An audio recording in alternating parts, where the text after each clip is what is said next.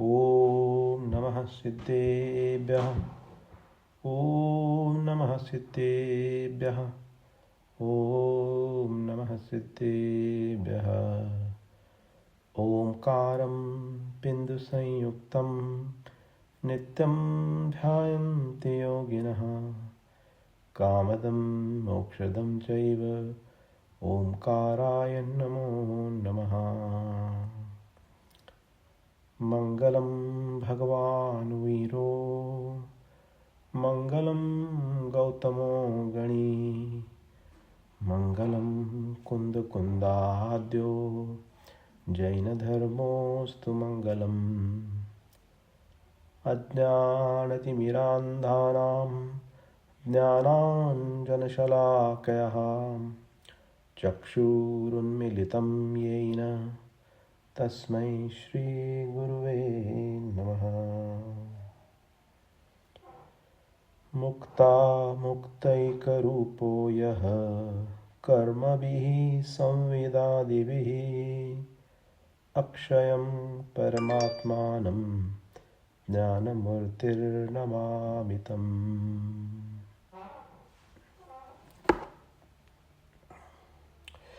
Okay, let me just share my screen with you.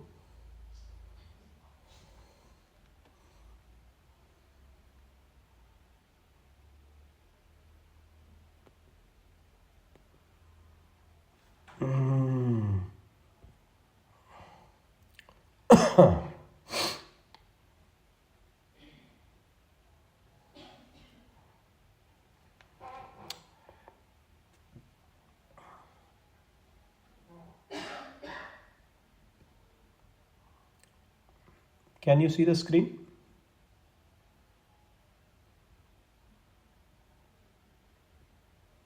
Yes, we can. Yes. Okay. Okay.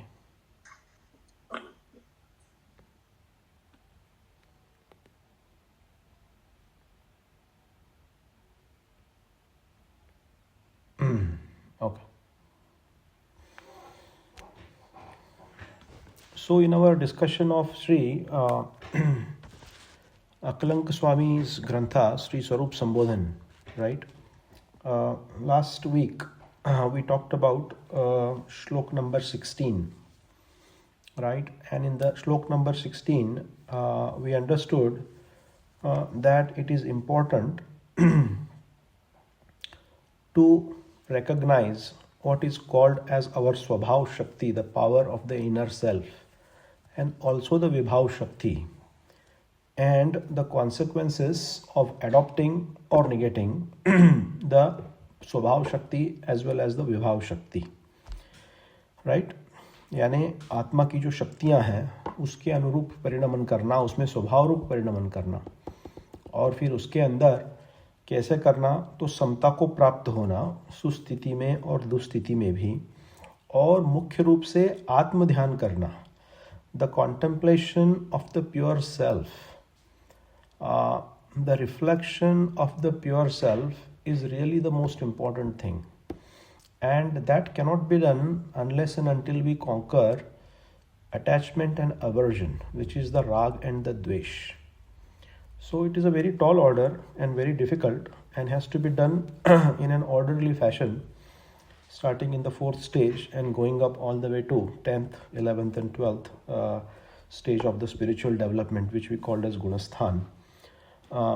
But that is what the Acharya is emphasizing in number 16, shlok number 16 that we talked last time, है ना? इसका स्वाध्याय अपन ने किया था। तो देखो उसी के अंदर में अभी आगे बताते हैं कि जब राग द्वेष होते हैं तो ध्यान क्यों नहीं होता, है ना?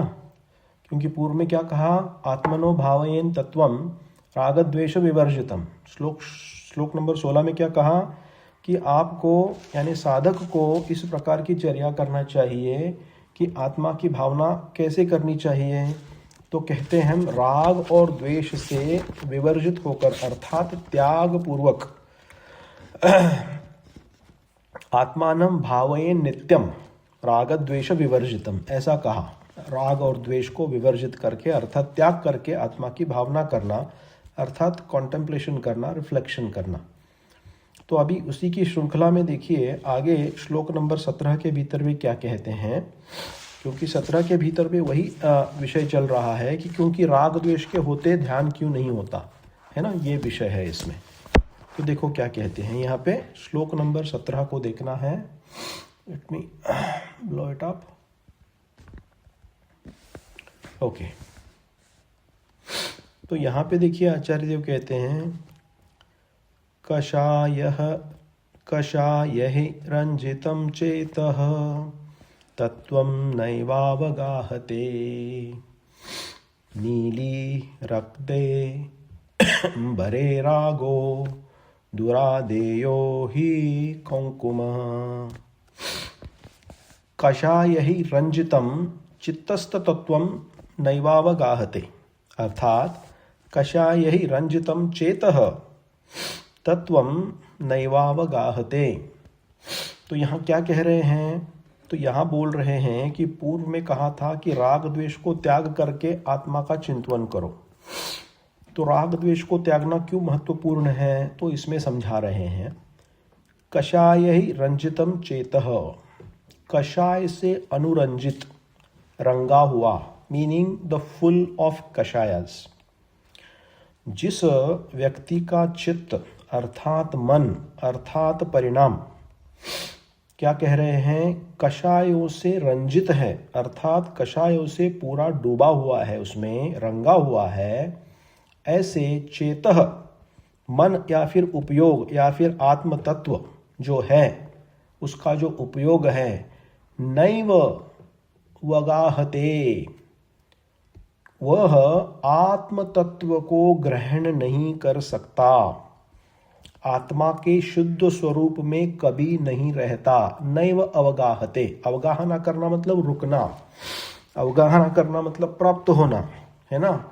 तो नैव यानी न, अवगाहते अवगाहन नहीं कर सकता, किसमें, तो कहते हैं तत्वम, तत्व के भीतर। तत्व यानी क्या, आत्म तत्व, क्योंकि विषय किसका चल रहा है, विषय चल रहा है आत्मचिंतन का, आत्म ध्यान का, है ना।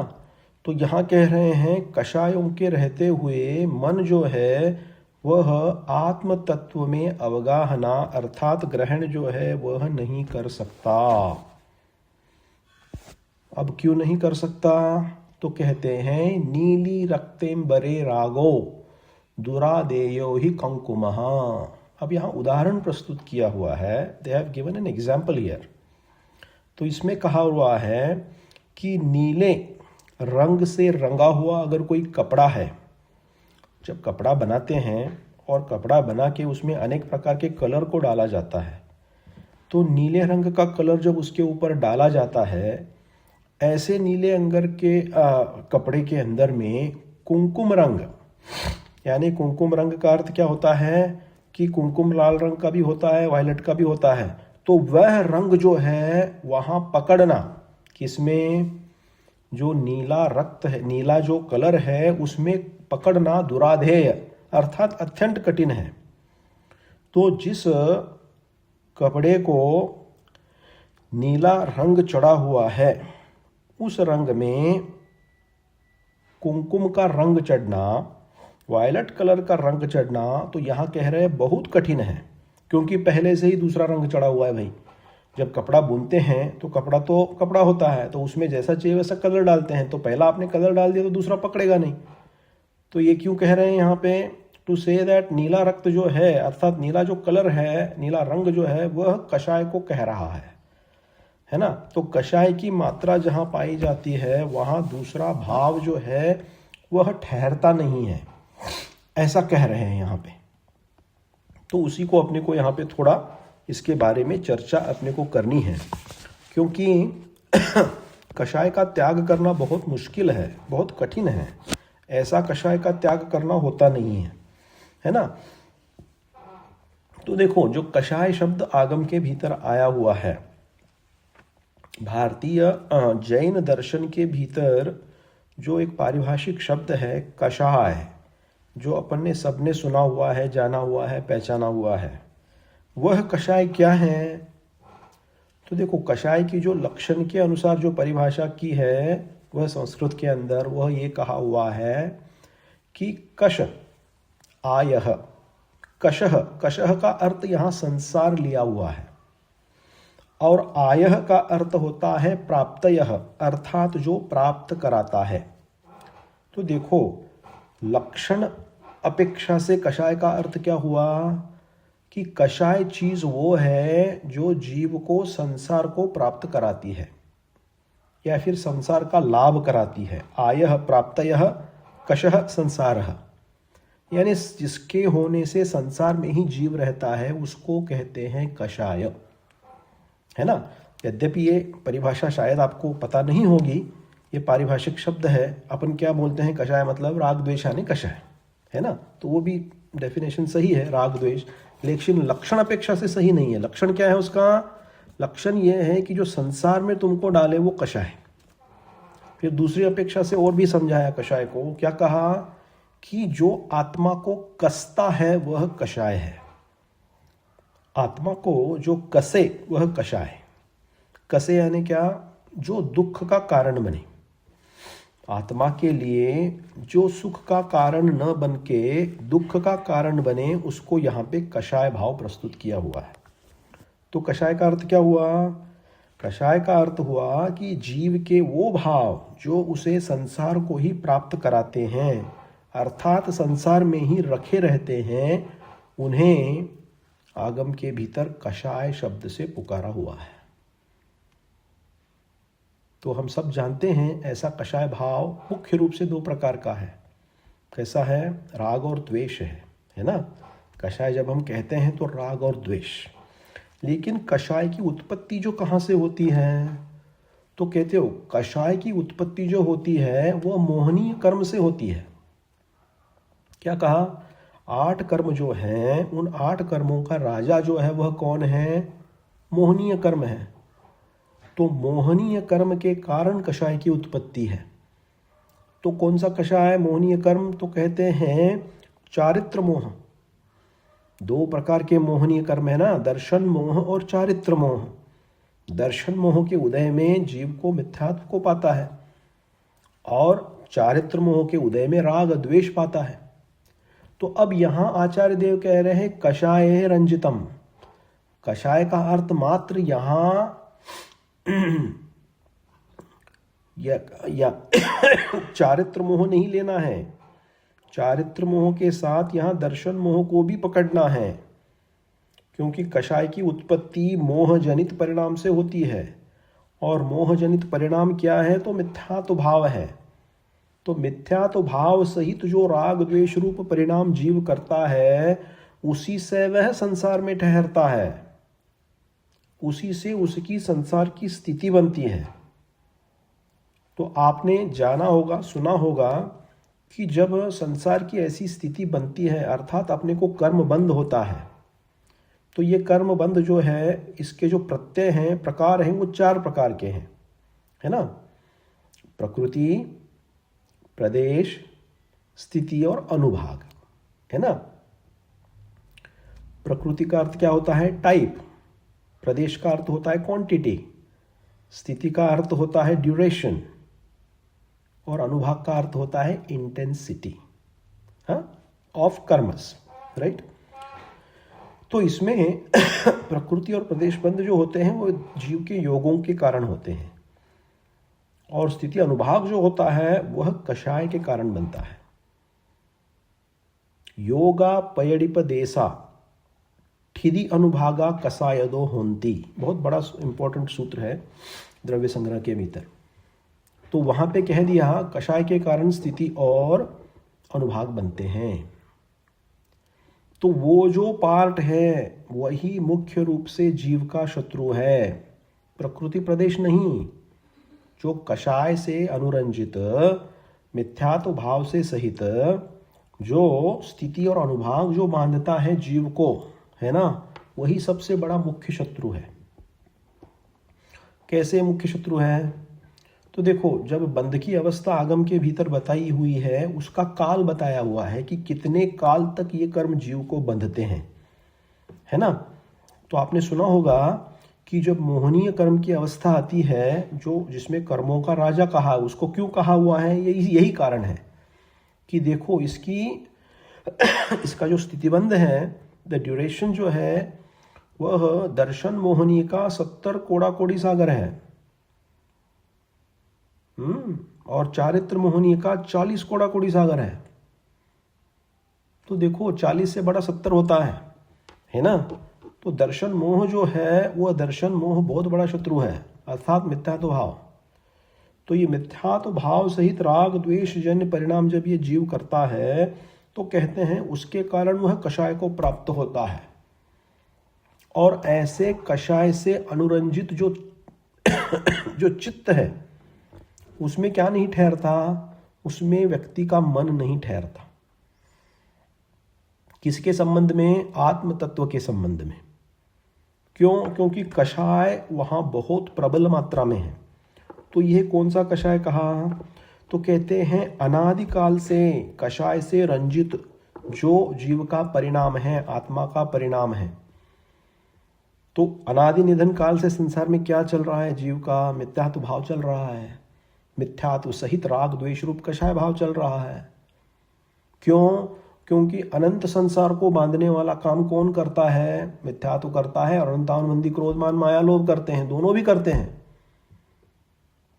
आचार्य अमृतचंद्र स्वामी ने इसका खुलासा पुरुषार्थ सिद्ध उपाय ग्रंथ के भीतर किया हुआ था कि सम्यक्त्व के जो चोर बताए हैं, सूत्र में याद नहीं आ रहा है अभी, सम्यक्त्व के जो चोर बताए वो दो बताए हैं। एक तो मिथ्यात्व भाव बताया और फिर दूसरा बताया चारित्र मोह। चारित्र मोह के अंदर अनंतानुबंधी क्रोधमान माया लोप को देना है, यानी कषाय भाव को लेना है, राग द्वेष को लेना है। तो उनके कारण जो है वह जीव क्या हो रहा है, उसका ऐसी जब कषाय की अवस्था अर्थात अनंतानुबंधी रूप कषाय की अवस्था जब जीव की रहती है तब वह तत्वों के भीतर प्रवेश नहीं कर पाता। क्या कह रहे हैं? तत्वों के भीतर उसका मन, यानी उसको कितना भी धर्म का उपदेश दो, उसको धर्म का उपदेश रुचने वाला नहीं है, उसमें उसको इंटरेस्ट आने वाला नहीं है, उसको लगने वाला नहीं है कि मेरे ये कल्याण की चीज़ है, मेरे को करने योग्य है। इस जाति के परिणाम जीव में क्यों नहीं आ रहे हैं? क्योंकि दर्शन मोह और चारित्र मोह का प्रबल उदय है। और ऐसा उदय जब होता है तो यहाँ आचार्य देव कहते हैं कषाय रंजित चित्त, कषाय से रंजित ऐसा चित्त होने से उस मन में तत्वम नैव अवगाहते, तत्व आत्म तत्व का ग्रहण नहीं होता। मतलब क्या नहीं होता? इसका मतलब वहाँ ध्यान रूप अवस्था प्राप्त नहीं होती। क्यों? क्योंकि वहाँ राग द्वेष चल रहे हैं, वहाँ आत्म तत्व को ही ग्रहण नहीं किया हुआ है, तो ध्यान किसका करेगा वो? तो इसीलिए जब मिथ्यात्व अवस्था, तीव्र मिथ्यात्व अवस्था जब जीव की होती है, देखो उस अवस्था में जिनेंद्र भगवान के द्वारा कहे हुआ जो तत्वोपदेश है वह तत्वोपदेश कैसा है? तो कहते हैं ऐसा है जैसे आप बहुत साल तक बड़े पत्थर के ऊपर आप पानी की धार छोड़ो, उस पत्थर को कुछ फर्क पड़ने वाला है क्या? आप पानी छोड़ते गए गए गए गए गए, उस पत्थर को कुछ फर्क पड़ने वाला है क्या? कुछ फर्क नहीं पड़ने वाला। तो कहते हैं उस जीव की अवस्था वैसी है, बड़े पत्थर के ऊपर जल की धार के समान है, अर्थात उसमें कुछ बदलाव आने वाला नहीं है।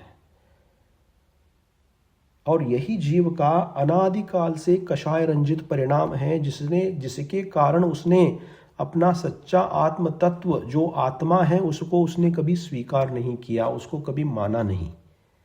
तो उसके अंदर फिर समता रूप परिणाम को प्राप्त होकर राग द्वेष को त्याग कर कर फिर उसके अंदर में अवगाहना करे, आत्मचिंतन करे, आत्म ध्यान करे। ये तो बहुत बड़े चीज की बात है ऐसा करना और ऐसा होना। तो ये जो परिणाम है इसके लिए क्या कहा है? तो इसके लिए यही कहा है भाई कि आपको जो सम्यक दर्शन की प्राप्ति के जो उपाय बताए हैं, पंचलब्धि, कभी ले लेंगे उसको, तो उस पंचलब्धि में सबसे पहली लब्धि है क्षयोपशम लब्धि। क्षयोपशम लब्धि का अर्थ क्या होता है? कि आत्मा के अंदर लगे हुए मोहनीय कर्म का क्षय क्षोपशम, ज्ञानावरणी कर्म का क्षय क्षोपशम जब हो जाता है तब वह तत्वों को ग्रहण करने लायक बन जाता है। मतलब कैसे समझें इसको? मतलब ऐसे समझे आप कि कोई बहुत बड़ा खेत है, ठीक है, और उस खेत में बहुत बड़ी आग लगी हुई है और आग से पूरा पंजर पड़ के सब खेत पूरा जल गया है, ठीक है। उस आग में जलने के पश्चात इमीडिएटली आपने अगर उसमें अगर बीज डाल दिया तो धान को प्राप्त होगा क्या? यानी धान उससे मिलेगा क्या? उस बीज से कुछ अंकुरित होगा क्या? तो कहते हैं नहीं, क्योंकि जमीन जो है वो व्यवस्थित नहीं है, रेडी नहीं है पिकाने के लिए। उसको रेडी करना पड़ेगा।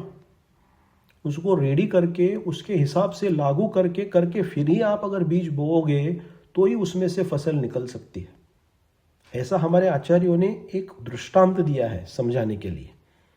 तो यही आत्म तत्व के भीतर लागू होता है कि कषाय से तीव्र अनुरंजित चित्त जब जीव का होता है, उसके कारण वह किसी भी प्रकार का तत्व निर्णय सुन नहीं पाता, ग्रहण नहीं कर पाता, उसमें उसकी रुचि उत्पन्न नहीं होती है तथा उसमें किसी प्रकार का उसको इंटरेस्ट नहीं आता।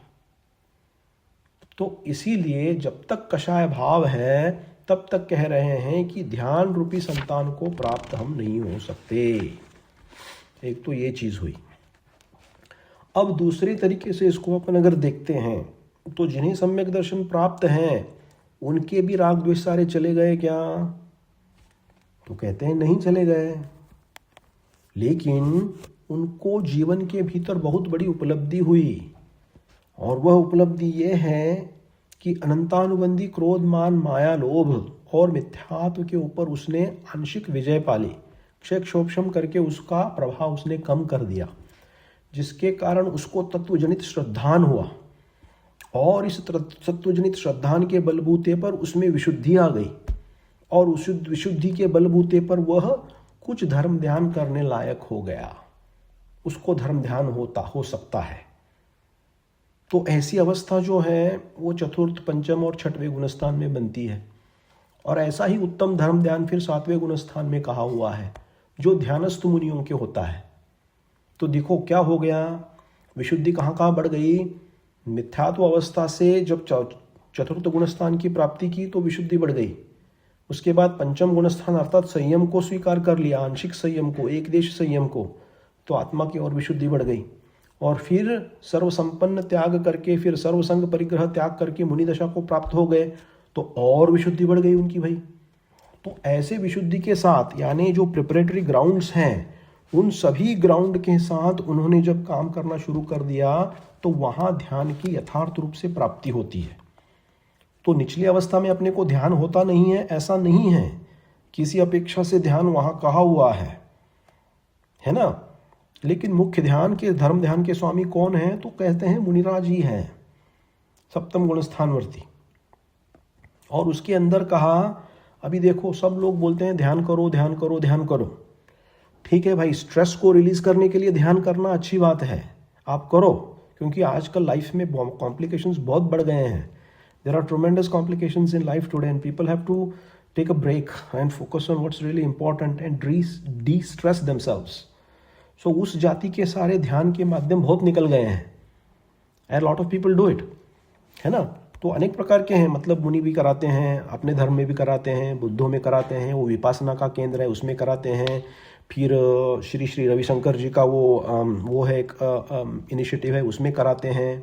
तो देखो वो सब धर्म ध्यान नहीं है, याद रखना। आगम के हिसाब से धर्म ध्यान कुछ अलग चीज़ है।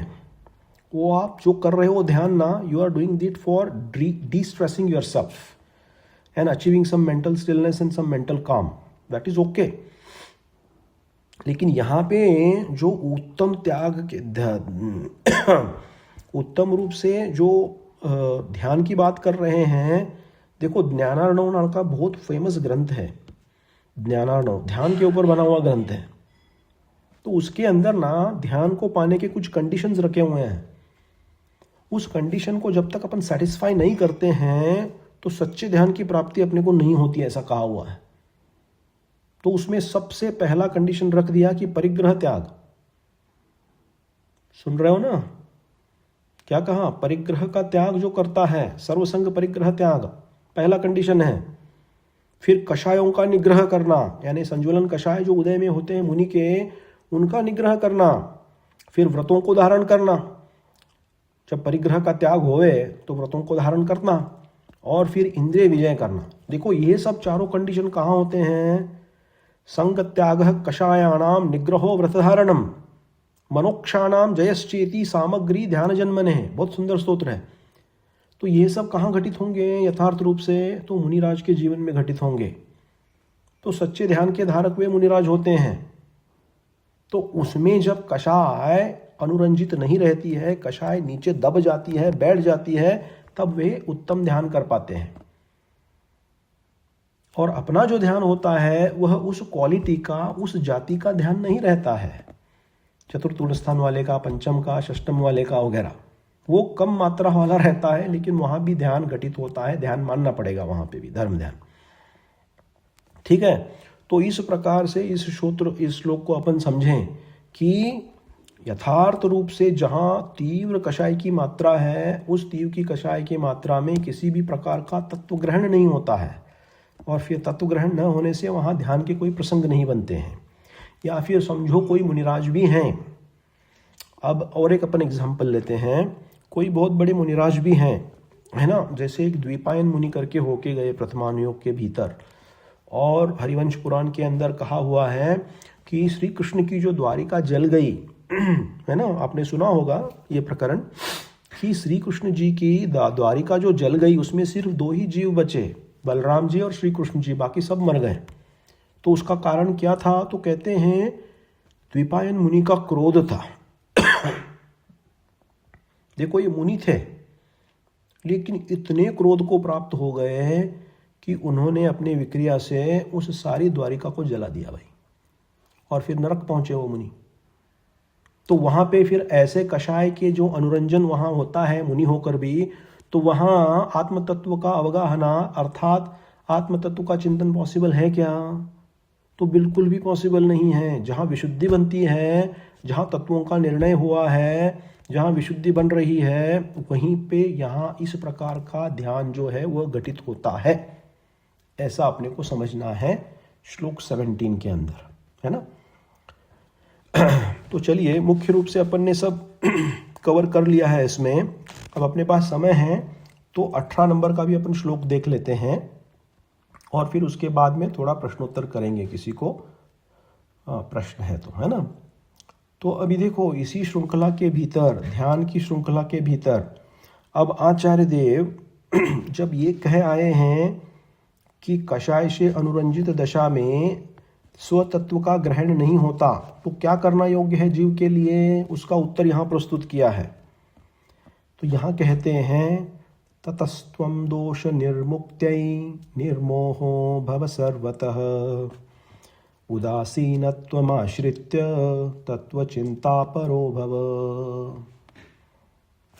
तो यहाँ कह रहे हैं ततस्त्वं दोष निर्मुक्ते, इसी कारण से तुम, ततस्त्वं उस कारण, उस दोषों से, कौन से दोष? जो पहले कषाय से अनुरंजित दोष कह के आए, उन दोषों का निवारण के लिए अर्थात उन दोषों को कम करने के लिए आपको क्या करना चाहिए? सर्वतः उस दोषों से निर्मुक्त होने के लिए निर्मोहो भव सर्वतः, मोह रहित अवस्था को तुम प्राप्त हो जाओ। जब तक निर्मोही दशा को जीव प्राप्त नहीं होता है, तब तक क्या तत्व चिंतन अर्थात आत्म ध्यान घटित नहीं होता। यानी ये बड़े लेवल की बात कर रहे हैं यहाँ पे। और वह कब होगा? तो कहते हैं उदासीनत्व आश्रितम, उदासीनता के आश्रित, उसका आश्रय लेकर, उसको प्राप्त होकर, यानी सांभाव को प्राप्त होकर क्या करें? तत्व चिंता परो भव। हे साधक, तुम उत्तम रूपी से आत्म सिद्धि का उपाय के लिए उस आत्म तत्व का चिंतन करो। ऐसा यहाँ कह रहे हैं, है ना। तो यहाँ कहें कि ऐसे दोषों को निर्मुक्त होने के लिए क्या करना होगा? निर्मोह, निर्मोहीपने को प्राप्त होना पड़ेगा। निर्मोहीपने को प्राप्त होना मतलब क्या है? देखो, निर्मोहीपने को प्राप्त होने का अर्थ है कि सभी परद्रव्यों के भीतर अपने अंदर एक तो मिथ्यात्व भाव के कारण जो परिणतियां चलती है। क्या परिणतियां चलती हैं? तो अध्यात्म ग्रंथों में 4 प्रकार की परिणतियां बताई। एकत्व भाव, परद्रव्य में एकत्व भाव, फिर ममत्व भाव, फिर कहा भोक्तृत्व भाव और कहा कर्तृत्व भाव। ये 4 भाव चलते हैं और इन 4 भावों के कारण जीव यथार्थ रूप से निर्मोही नहीं हो सकता। मोह से हमेशा व्याप्त रहता है। मोह किससे करना चाहिए? तो कहते हैं जो अपना है उससे मोह करना चाहिए, है ना। अपना है उससे मोह करना चाहिए मतलब क्या? इसका मतलब ये नहीं है कि अपना परिवार, अपने पैसे, अपनी संपत्ति ये सब अपना है इसीलिए इसमें मोह करो, और दूसरे की संपत्ति, दूसरे का परिवार, दूसरे के लोग, इनसे मोह मत करो, ऐसा अर्थ मत निकालना। अपना है उसमें मोह करना मतलब जो परद्रव्य से भिन्न निरंतर निज शुद्धात्म तत्व है, उस शुद्धात्म तत्व के भीतर मोह करना, अर्थात जो मेरा है उसको मेरा मानना, और जो मेरा नहीं है उसको मेरा नहीं मानना। लेकिन अनादिकाल से जीव की परिणति क्या चल रही है कि जो परद्रव्य है, जो मेरा नहीं है, उसी को मैंने अपना मान लिया है और उसी में मैं क्या करता हूं? बार बार राग द्वेष रूप परिणत करता हूं। आचार्य पूज्यपाद भगवान इष्टोपदेश ग्रंथ के भीतर कहते हैं कि यह प्राणी संसार में क्यों डूबा हुआ है। हाँ, तो वे कहते हैं मोह भाव सहित राग द्वेष द्वयी दीर्घ नेत्राकर्षण कर्मणः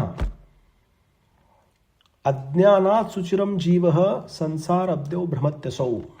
क्या है बोल रहे हैं कि कह रहे हैं राग और द्वेष रूपी दो जो दीर्घ रूपी नेत्राकर्षण कर्मणः, यानी रस्सियां जो हैं, उस रस्सियों से यह जीव अनादिकाल से संसार के भीतर खींचातानी कर रहा है। किसके कारण? अज्ञानात, अज्ञान भाव से। अज्ञान भाव से मतलब क्या? मिथ्यात्व सहित जो ज्ञान चलता है, मिथ्या ज्ञान, उससे। तो उससे कह रहे हैं अज्ञानात सुचिरम जीवः, सुचिर यानी दीर्घ काल के लिए क्या करता है? संसार अब्दौ भ्रमत्यसो, इस संसार रूपी भव सागर में, बहुत बड़े समुद्र में क्या करता है? गोते खाता है, उसमें घूमता है। ऐसा इष्टोपदेश के भीतर आचार्य पूज्यपाद स्वामी ने कहा। तो वो कैसे टूटे? तो निर्मोहीपने से। इन सभी राग द्वेषों को त्याग कर परद्रव्यों के प्रति अपने मन में इष्ट अनिष्ट भाव रोज चलते हैं। तो देखो, इसीलिए ये जो वहाँ बात जो कर रहे हैं ना, बहुत बड़ी ऊंची चीज़ की बात कर रहे हैं, ध्यान की अवस्था। ये श्रावकों में एक अपेक्षा से सामायिक में जब रहते हैं तब थोड़ी घटित हो सकती है, लेकिन मुख्य रूप से इसके स्वामी कौन हैं? तो कहते हैं मुनिराज है ना। तो इसमें कह रहे हैं कि उनको निर्मोही की भावना, अर्थात इस जगत में मेरा कुछ भी नहीं है, और परद्रव्य के प्रति चलने वाले इष्ट अनिष्ट रूप परिणाम, इष्ट मतलब मेरे लिए क्या अच्छा है, अनिष्ट मेरे लिए क्या बुरा है, और इसी के बार बार बार बार चिंतन से क्या आर्त ध्यान, रौद्र ध्यान होता है। और ऐसा होने से अपने का कर्म बंद होता है। स्थिति और अनुभाग जो अपने पूर्व में जाना, स्थिति अनुभाग इसी से कारण तो बनते हैं, दुर्ध्यान के कारण बनते हैं, राग द्वेष के कारण बनते हैं। तो यहां आचार्य देव कह रहे हैं इन दोषों से निर्मुक्त होकर तुम निर्मोही बन जाओ सर्वरूप से। और निर्मोही बनने की कंडीशन यही है कि परद्रव्य के प्रति होने वाला इष्टानिष्ट परिणाम, एकत्व परिणाम, ममत्व परिणाम, सब कुछ मेरा है मेरा है मेरा है, ऐसा जो ममत्व रूप परिणाम है, उस ममत्व रूप परिणाम को छोड़ना पड़ेगा। अगर ऐसा नहीं छोड़े तो निर्मोहीपना कभी जीव को प्राप्त नहीं होगा। और निर्मोहीपना प्राप्त नहीं होगा तो जिनको मोक्ष की अभिलाषा है, मोक्ष की जिनको साधना करनी है, उनको यह विषय प्राप्त नहीं होगा, सुलभ नहीं होगा। फिर आगे कहते हैं इस प्रकार निर्मोही होके तुम क्या करो, उदासीन का आश्रय ले लो। उदासीनता मतलब क्या? उदासीनता का अर्थ होता है कि संसार, शरीर और भोग, तीन चीजें बताई हैं। संसार, शरीर और भोग, इन चीजों से उदासीन रहना, being passive, maintaining an attitude of passivity with respect to संसार, शरीर एंड भोग। तो संसार क्या है? पंच परावर्तन रूप संसार है, संसार में हम सब पड़े हुए हैं। शरीर क्या है? अपना ये बाहर में दिखने वाला जो सूक्ष्म शरीर है वो तो है ही है, वो कर्मों से बना हुआ है, लेकिन बाहर में दुखने वाला स्थूल औदारिक शरीर है। सबको क्या लगता है? ये शरीर मेरा है, ये शरीर मेरा है। यही तो कब से चल रही है दुविधा अपनी। तो कहते हैं संसार, शरीर और भोग। भोग क्या है? तो 4-5 इंद्रिय तथा मन के इष्ट अनिष्ट रूप बनाने वाले जो भोग हैं, पांचों इंद्रियों के जो भोग हैं, उन भोगों में उदासीनता लाना। मतलब क्या? वैराग्य को प्राप्त होना। उदासीनता आना अर्थात क्या है कि वैराग्य को प्राप्त होना। तो इस वैराग्य को प्राप्त जब ऐसा हो के तत्व चिंता परो भवः, इस प्रकार से तुम चित्त तत्व चिंतन में तत्पर अर्थात अपने आप को लगाओ। ऐसा करने से इस विषय, जो अपना विषय चल रहा है अभी, क्या है विषय? आत्मोपलब्धि के कारण और आत्मोपलब्धि के मार्ग। मतलब क्या कि आश्रव और बंध की अवस्था को मेट के कर्म निर्जरा करके मोक्ष की प्राप्ति करना। ये जो कार्य करना है उत्कृष्ट कार्य, ये जो पुरुषार्थ है, ये पुरुषार्थ ऐसा करने से, मतलब ये करने से सदने वाला पुरुषार्थ है। इसीलिए यहाँ कह रहे हैं कि तुम इन तरफ से उदासीनता को प्राप्त हो जाओ। देखो आप छैडाला का भी स्वाध्याय कर रहे हो, है ना? तो देखो छैडाला के भीतर पांचवी ढाल जो है ना, वो पांचवी ढाल का विषय जो है ना, वह 12 भावनाएं हैं। तो 12 भावनाओं के चालू करने की जो उत्थानिका है, उस उत्थानिका के भीतर जो दौलत राम जी हैं, वे कहते हैं मुनि सकल व्रति बड़ भागी, भव भोगन ते वैरागी। क्या कह रहे हैं? अपने को क्या लगता है कि अपने को दुनिया के भीतर सब चीज़ें प्राप्त हैं, इसीलिए हम बहुत सुखी हैं, इसीलिए हम बहुत क्या हैं? बड़े भाग्यवान हैं हम। तो नहीं है क्या भाग्यवान? कोई पूछेगा हम भाग्यवान नहीं है क्या? देखो दूसरे लोगों की क्या अवस्थाएं हो रही हैं, लोग को कितने निर्धन रहते हैं, कितने प्रॉब्लम्स आते हैं, उनके अपेक्षा से है कि नहीं हम भाग्यवान? तो भाई लौकिक अपेक्षा से है भाग्यवान, किसी अपेक्षा से, क्योंकि ये भी पुण्योदय नहीं होगा तो ये सब चीज़ें भी हमको मिलने नहीं वाली हैं। लेकिन यथार्थ रूप से भाग्यवान कौन है? वो है जिसको सब कुछ मिल गया है, पंचेंद्रिय के विशेष सुख सब कुछ मिल गए हैं। वो सच्चा भाग्यवान है कि वो भाग्यवान है जिसको सब कुछ मिलने के बाद भी इसमें कुछ सार नहीं है सोचकर जिसने उसको त्याग दिया। बहुत सोचने की बात है, बहुत महत्वपूर्ण बात है। इसके लिए तत्व दृष्टिकोण चाहिए। जब तक जीवन में तत्व दृष्टिकोण नहीं आएगा, ये बात भी नहीं रुचेगी किसी को। I will be honest with you. अपन सुन तो लेंगे, लेकिन अंतरंग के इसके प्रति बहुमान नहीं आएगा, ये रुचेगा नहीं। और वहां छैडालाकार बोल रहे हैं मुनि सकल व्रति बड़ भागी। अरे जिन्होंने सकल व्रतों को ग्रहण किया है वही सच्ची में भाग्यवान है, हम और आप नहीं, जिनके पास पैसा है, चीजें हैं, वस्तुएं हैं, परिग्रह बहुत सारा है।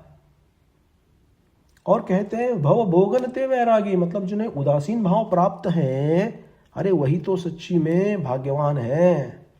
क्यों कह रहे हैं ऐसा? क्योंकि अनादिकाल से जीव यही करता आया है। क्या? संसार शरीर भोगों में ही तत्पर आया है। 4 पुरुषार्थों में मात्र काम पुरुषार्थ और अर्थ पुरुषार्थ ही जीव ने किया है हमेशा। धर्म पुरुषार्थ को उसने प्रेफरेंस कभी दिया नहीं है, और धर्म पुरुषार्थ को अभी कभी किया उसने तो भी इस अपेक्षा से किया कि मेरे को इंद्रिय सुख मिले, मेरे को स्वर्गों का सुख मिले, मेरे को ऐहिक सुख मिले। यानी मतलब क्या, धर्म करने के पीछे भी वांछा क्या है, अभिप्राय क्या है कि मेरे को बहुत सारा इंद्रिय सुख मिले। तो कहते वो भी सच्चा धर्म पुरुषार्थ नहीं है। सच्चा धर्म पुरुषार्थ तो वो है जो मोक्ष की प्राप्ति के लिए किया जाता है। तो यहां पे संसारी जीव की अवस्था यह है कि अनादिकाल से इसने एक तो धर्म पुरुषार्थ किया नहीं, हमेशा अर्थ पुरुषार्थ और काम पुरुषार्थ ही करता रहा।